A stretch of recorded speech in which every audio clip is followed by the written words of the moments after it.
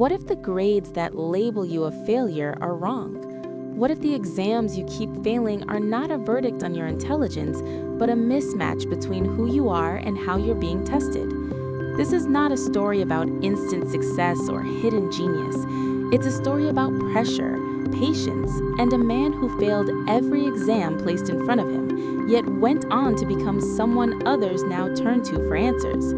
If you've ever felt left behind despite trying your hardest, stay with this story. No one expected much from Muhammad after the third failure.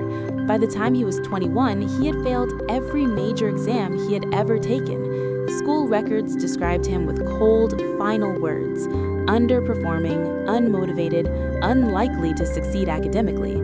Teachers stopped calling on him. Classmates stopped asking for his opinion. Even his family, though they loved him, quietly lowered their expectations.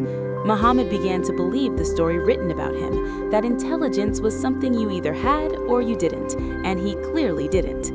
Each exam season felt like a public trial. Muhammad would sit in silent rooms filled with scratching pens and confident faces, his heart pounding harder than the clock on the wall. His mind, however, would betray him. Concepts he understood the night before seemed to dissolve under pressure. When results were posted, he avoided the notice board, already knowing the outcome. Failure became familiar, almost predictable, and with familiarity came shame. He stopped talking about his future because he couldn't imagine one that didn't involve disappointment.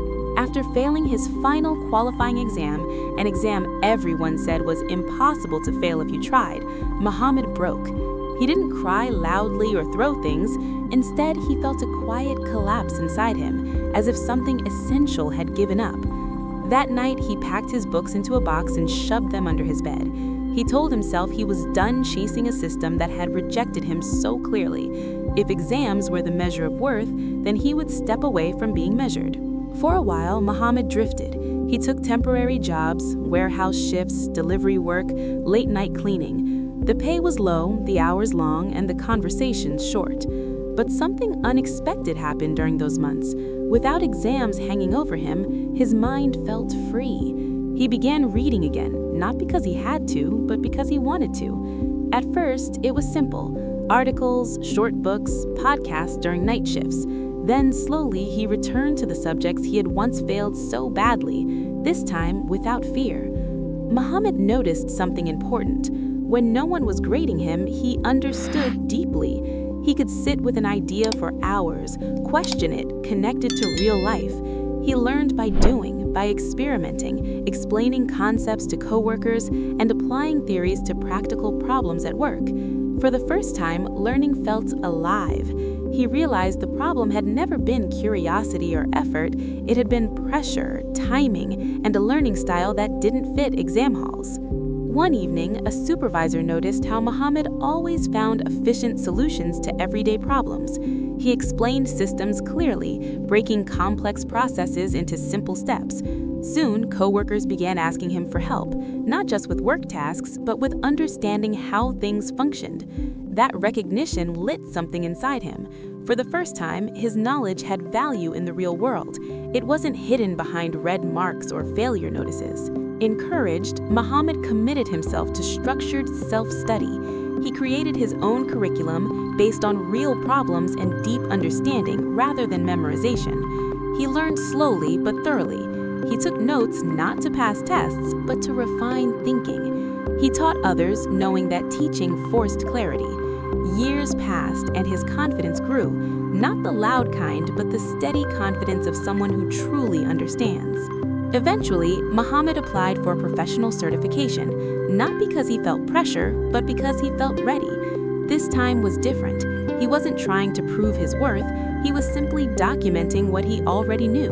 When the results came back, he passed. Not barely, he passed with distinction. It wasn't a miracle, it was the result of years of deep, patient learning done on his own terms. Word spread. Muhammad was invited to speak at workshops, then to consult on projects others struggled to understand. People listened when he explained things because he spoke from clarity, not ego. Ironically, the same concepts he had once failed exams on were now the ones he explained best. Students, professionals, even former teachers sought his insight. He became known not just as knowledgeable, but as someone who could make the complex feel human. Years later, Muhammad stood at the front of a small lecture hall, invited as a guest expert. As he looked out at the audience, he saw nervous faces, the same fear he once carried. He began by telling them the truth. Failing exams does not mean failing at life, and understanding is deeper than performance. He explained that systems test memory under pressure, but mastery grows in patience, curiosity, and persistence. Muhammad never erased his failures. He built on them. They taught him how he learned, how pressure clouds potential, and how society often confuses speed with intelligence. His life became proof of a quiet but powerful truth. Exams can measure preparation for exams, but they cannot measure depth, resilience, or destiny.